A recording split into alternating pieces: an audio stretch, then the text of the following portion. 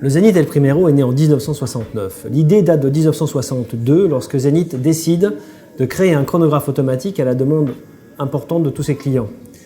Les montres automatiques existent depuis 1922 à peu près avec les premiers mouvements Leroy. Et pour les chronographes, on n'a rien vu donc depuis 1969. Rien ne s'est passé jusque-là. Donc en 1962, lorsque Zenith décide de créer ce mouvement automatique pour un chronographe, c'est une première mondiale. Ils souhaitent le réaliser pour l'anniversaire de 1965, mais la conception n'est pas si simple que ça. Et ils vont réussir à sortir quand même un mois avant la concurrence, qui était un autre calibre, qui est le calibre 11, que l'on verra probablement dans une prochaine minute de l'expert. Ce calibre est plus petit, plus plat, a une fréquence de 36 000 alternances, et donc une précision parfaite. En plus de son mouvement à haute fréquence, le chrono Zenith El Primero a une particularité. Le dateur est situé, donc facilement reconnaissable, le dateur est situé entre 4 heures et 5 heures. Certains modèles ont été fabriqués à très peu d'exemplaires, comme celle-ci, qui est fabriquée exclusivement en 1969, à seulement 250 exemplaires. Voilà, c'est un des premiers chronographes Zenith El Primero, en or.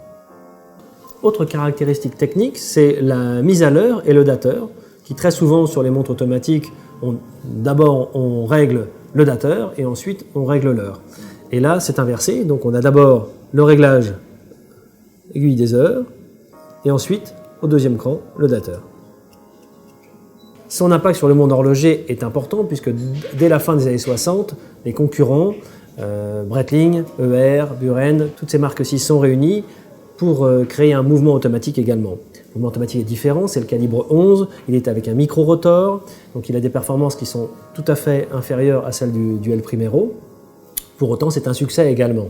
Un autre impact important est au courant des années 80, lorsque Rolex décide de faire appel à l'El Primero pour équiper son nouveau chronographe, qui sera le premier chronographe Daytona automatique.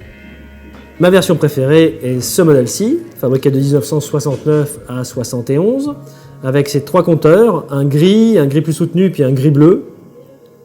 Et ça lui apporte un design assez sympathique. Mon deuxième modèle préféré, c'est celui avec le cadran rouge et les compteurs gris, que l'on retrouve donc en 1971, qui est fabriqué à seulement 1000 exemplaires, et qui a un boîtier typique du début des années 70, tonneau bombé, avec les anses protectrices du bracelet. Donc c'est le dernier épisode d'une longue série, puisqu'on avait quand même 10 expertises, les minutes de l'expert, pas facile de réaliser en une minute l'essentiel de montres iconiques qui ont marqué l'histoire de l'horlogerie. Nickel, merci Romain. C'était avec grand plaisir et on recommence quand vous voulez les rabilleurs.